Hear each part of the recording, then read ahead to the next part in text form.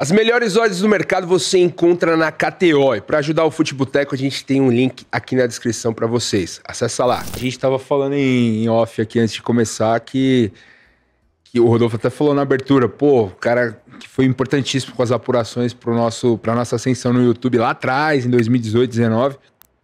E, cara, hoje você, só falando de mídia esportiva, e hoje você abriu o leque, né? Hoje você fala de tudo. Domingo você tava na Globo, lá no Melhores do Ano, tirando foto do Luciano Huck, com todo mundo. Pô, o cara tá chique demais. Foi bem legal. Cara, foi uma transição de carreira que eu resolvi fazer nos últimos 2 anos já no Notícias, pra abrir o leque, porque eu acho que a mídia esportiva, eu adoro mídia esportiva, tanto que essa semana eu dei 2 informações no outro canal.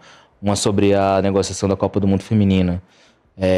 E agora, hoje, um pouquinho antes de eu entrar no Prêmio F5, inclusive atrasou um pouquinho por causa disso. Tava no Prêmio F5, vim correndo pra cá, que é o prêmio de entretenimento lá da Folha. E eu dei a renovação de contrato do Neto, lá na Band. Então, assim, eu não deixei de dar essas informações. Eu gosto muito disso. Mídia esportiva me fez chegar aqui hoje. Mas eu precisava abrir o leque, eu achava importante abrir o leque, porque eu gosto de outras coisas também. Eu gosto muito de novela, eu gosto muito de jornalismo, eu gosto muito de entretenimento. Poxa, foi muito legal estar no Melhores do Ano no domingo. Poxa, foi maluquice ver a história, porque o que aconteceu no domingo foi uma parada histórica. Verdade, bom. Globo e SBT juntas, fazendo uma transmissão para homenagear o Silvio Santos, com a Patrícia Abravanel no palco, com a Daniela Beruti, hoje presidente do SBT, filha do Silvio, no palco. E uma transmissão de 20 minutos conjuntamente entre as 2 das 3 maiores emissoras do país. Assim, que eram rivais, né? Exatamente, nos anos 90 e nos anos 2000. Assim, uma coisa maluca, sabe? E você vê aquilo ali foi uma das coisas mais legais assim, que o trabalho me levou. O que levou a acontecer isso? Foi a morte do Silvio? Cara, foi a morte do Silvio. Mas eu acho que já há um movimento de aproximação das emissoras abertas, um pouco menos da Record. Porque acho que tem questões ali da Globo com a Record históricas que eu acho que você dificilmente... Religiosas até. Uhum. De mágoa de como a Record foi tratada nos anos 90, enfim, pela Globo. Mas eu acho que há um mal maior, digamos assim, uma guerra maior. A interpretação de todo mundo que estava lá, eu tava com, além de mim, foi convidado o Daniel Castro, o chefe do Notícias da TV, Ana Luísa Santiago, do Jornal Globo, Carla Bittencourt, que foi do Notícias da TV, hoje está no Léo Dias, e o Sidney Gonçalves, que é editor do Splash Wall. A interpretação que todos nós tivemos parece que é um começo de uma guerra da TV aberta contra o streaming. Porque o streaming é o nosso grande concorrente. Inimigo agora. É o grande inimigo, entre aspas. Porque cada vez mais a gente tem visto, especialmente depois da pandemia... juntou os Vingadores pra lutar contra o Thanos. E quase um pouco isso. Guardadas as devidas proporções, assim. Então, assim, há uma percepção de que hoje há uma questão muito maior do que uma briga por Ibope. Acho que a briga por Ibope é importante ainda, mas ela é menos importante do que a briga pela atenção. Que a atenção da gente que tá aqui no YouTube agora, a atenção do cara que tá assistindo na Max, na Disney Plus, que tá assistindo um jogo de futebol da Conchinchina, sábado de manhã, e deixou de assistir o de casa, por exemplo. Então, assim, é uma guerra pela atenção. O que eu mais ouvi no último ano foi guerra de atenção. A gente tem que brigar pela atenção das pessoas, porque hoje a concorrência não é só o streaming, não é só a Big Tech. É a rede social, é o celular, é o TikTok, é o Instagram, é o Kawaii, entendeu? É muita tela. Antes a gente só tinha Globo, Record, SBT, Band, nos 90 o Xvideos também. Tem o Xvideos também. Eu li uma matéria outro dia dizendo que mais de 50% do que é consumido na internet é pornografia. Putaria. Passa pelo Xvideos. Porra, cara, isso é uma concorrência do caralho e pouco se fala sobre isso. E pouco se fala sobre isso, até pelo efeito de saúde pública também. Claro. Porque vicia, né? Porque vício em pornografia vicia tanto quanto outras coisas. Eu coisas. abomino, velho. Eu abandonei totalmente isso aí, eu falo. Tive os meus momentos, hoje em dia tô fora disso aí, cara.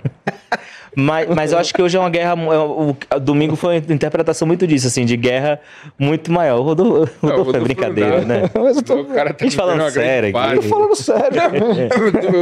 Beleza. Abriu o coração. Abriu o coração, achei bonito. até. Achei bonito. Belo Achei depoimento também. Mas é uma guerra muito maior, assim. Há um mal maior, digamos assim. Uma briga maior, com coisas maiores pra se brigar do que 2 ou 3 pontos de audiência. Mas dá pra cravar que a televisão aberta ainda é muito relevante ou perdeu relevância em 2024? Eu acho que ela ainda é muito relevante, mas esse ano, por escolhas de emissoras, ela perdeu relevância. A gente teve um ano difícil de novela, por exemplo. Sim. Acho que da melhor novela da Globo, das inéditas, tá indo ao ar agora, que é a novela das 6, Garota do Momento. Que é uma boa novela, parece uma novela dos anos E a novela ainda dita essa coisa da relevância. Isso, Ter boas exatamente. novelas é extremamente importante pra relevância da televisão aberta. Tanto que ano que vem a gente vai ter uma tríade na Globo, no horário das 6 vai ter uma sequência de Etamundo Bom, uma novela de 2016, que se vai chamar Etamundo Melhor. Vai ter uma novela da Rosane Svartman, que é a autora mais bem sucedida de novela da 7 dos últimos anos. Ela fez 3 novelas da 7 de 3 sucessos arrebatadores. Totalmente demais, bom sucesso e Vai na Fé. Vai na Fé em 2023 foi uma coisa incrível, né? E vai ter o remake de Vale Tudo, que, pô, Vale Tudo é Vale Tudo. E É a uma novela clássica, né? Uma novela clássica e vai ter uma releitura agora com um elenco bem interessante, escrita pela Manuela Dias, que é a autora de Justiça 2, foi autora de Amor de Mãe, que muita gente gostou em 2019 e ali durante um tempinho na pandemia. Então, assim, você ter novelas relevantes te faz ter relevância novamente, porque a gente é o país das novelas, assim. A gente também gosta muito de futebol, a gente é o país de futebol de certa forma, mas a gente é país de novela, especialmente. Acho que todo mundo aqui lembra da fala do Thiago Leifert clássica. Tudo bem que eu tô usando o Thiago Leifert de exemplo, sei que vocês não gostam muito, mas Não tem nada contra, não. mas o Thiago Leifert sempre falava que você colocar um jogo na Record contra a novela vai vencer. Obviamente que hoje em dia isso é menos assim, a diferença não é tão grande. A gente teve a Sul-Americana com o Corinthians e que mania de você tava dando 20, 21, o Corinthians tava dando 10, 11. Uma diferença bem mais curta do que era antigamente, que era 48, Sim. obviamente. Mas ainda, a novela ainda é muito forte. O Brasil é um país muito noveleiro. Vide, agora até bem pouco tempo, tava reprisando Alma Gêmea no final da tarde da Globo. Tava dando mais audiência que novela das 7, novela das 8. O que é assim, no mínimo estranho, não falo nem pela questão da novela ser boa ou não, porque isso é uma questão de gosto, mas eu falo no seguinte sentido. Cada vez mais a gente tem aprendido a assistir ou a consumir produtos de uma outra forma, sob demanda. Exato. E a novela ainda tem a coisa de você ter que estar em determinado horário. Eu sei que muita gente tem rotina. Hoje menos. Ainda tem isso, mas hoje menos. Hoje as pessoas assistem mais do Globoplay. É porque isso é um problema. Isso aí é um problema que, inclusive, quem mede a audiência, que é o Cantar Ibope, precisa resolver. A gente não tem noção de quantas pessoas assistem on demand. Não tem, né? Não tem, porque não tem isso medido. Exatamente medido. Sim. Você não tem uma noção. Porque, por exemplo, a mania de você estar dando 22, mas sei lá, vai no Globoplay é a segunda mais vista. Mas quantas milhões de pessoas estão assistindo lá? Pra somar. Inclusive, eu acho que o Alan até falou sobre Mas isso. o Cantar Ibope ou ou é as empresas que não O disponibilizam? Cantar Ibope também pode fazer essa medição. Ele consegue? Ele consegue. Ele agora tem conseguido. Na teoria deveria conseguir. Uhum. Porque, por exemplo, o Nielsen lá nos Estados Unidos, o Alan falou sobre isso aqui. De que lá nos Estados Unidos se mede por milhões de telespectadores. E aí demora 4, 5 dias pra sair o resultado. Aqui também por uma questão de imediatismo. No futebol a gente é imediatista. Na televisão, tão imediatista quanto? Tem que sair a audiência no outro dia. E às vezes essa audiência não é tão real. Porque tem um cara que assiste o capítulo de terça na sexta. Tinha capítulo de Vai na Fé que eu não conseguia assistir na terça-feira, na quarta-feira, porque eu tava fazendo coisas. Eu assisti no sábado com a minha namorada na maratona. Sim. Eu não contei pra essa audiência na teoria. Mas eu tava lá assistindo. Deu audiência. Mas dei audiência, entendeu? Então, eu acho que a gente tem esse O problema. programa do Bial lá, o Linha Direta, que Eu assisti no infelizmente Globoplay. vai sair do ar. Infelizmente. Puta, tava muito bom. Caramba. Tava sério, muito bom, vai uma sair? pena, vai sair Vai, do ar. sabia, cara. por causa de questão comercial. Ninguém quer anunciar. Então, isso Nossa. é uma pena. Mas é porque é crime. Oh, Porra, mas é uma- Cara, olha, né, meu True Deus. Crime isso aí, True cara. Crime tá mó em alta, entendeu? E o Mas, Bial... assim, não vão anunciar no programa de crime.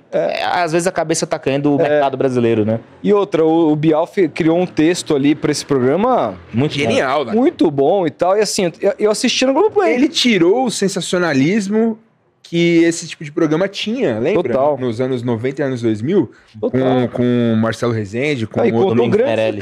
contou grandes histórias, cara. Sim, Grandes prendeu histórias. criminosos. E você vai na Netflix, a Prendeu maioria mais das- de 50 Uma criminosos. galera, Não, você vai na Netflix, a grande maioria das histórias são coisas mundo afora. americanas. Tem casos grandes aqui brasileiros, mas que a gente já tá cansado de saber. Agora, pequenos casos, como o assassino da motocicleta.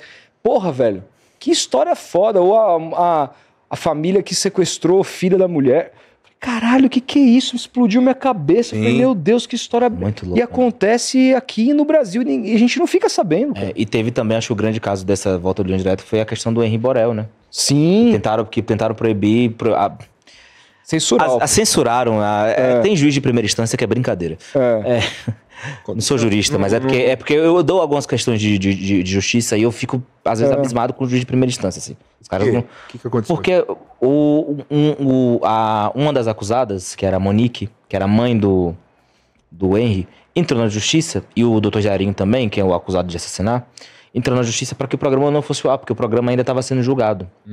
E aí a juíza de primeira instância, que estava cuidando do caso, deferiu, dizendo que ia atrapalhar o juízo. Só que isso é censura prévia, você não pode fazer isso. E aí foi pro STF, o STF derrubou. Gilmar Mendes derrubou. Porque, assim, é óbvio. Isso é uma questão muito já julgada e passada pelo STF. Censura prévia não pode acontecer. E aí o programa foi pro ar normalmente. No ano Cara, e passado. era um programa de TV aberta que fazia sentido, né? Total, cara. E você vê ele falando da TV aberta que esse ano foi ruim, aí os caras ainda tiram um O que programa tem de bom. bom. A gente fica com o quê? Com novela e futebol? É o mesmo, sempre. Mas Programa de auditório. esse ano foi um ano um pouco inspirado, assim, pras TVs. Eu acho que a Globo ainda tentou fazer alguma coisa, Nem mas... o BBB foi tão bom, né? Cara, então, tem a questão, né? Eu achei o BBB bom desse ano, mas é porque os outros 2 anos foram bem ruins. Sim. Mas eu entendo as pessoas não gostarem do BBB desse ano, porque assim, o Davi era uma pessoa Davi difícil. era difícil, né? Davi era uma pessoa muito difícil de engolir. Mas eu gostei do BBB esse ano. E o BBB esse ano, pra mim, pessoalmente, foi importante pra questão de trabalho e tudo mais. Verdade, cara. Então, eu gostei. E o que a TV tá pensando como futuro? Porque, assim, esse movimento de se juntar, você acha que pode desembocar no quê em termos de estratégia pra tentar coibir esse crescimento do streaming? Cara, é uma loucura, porque assim, o streaming tá cada vez mais parecendo TV aberta, né? A gente vai ver a Netflix agora transmitindo o jogo de Natal da NFL. Transmitiu a luta do A luta Mike do Tyson Mike com o Jake Tyson. Então, Paul. assim, o linear ainda é muito forte.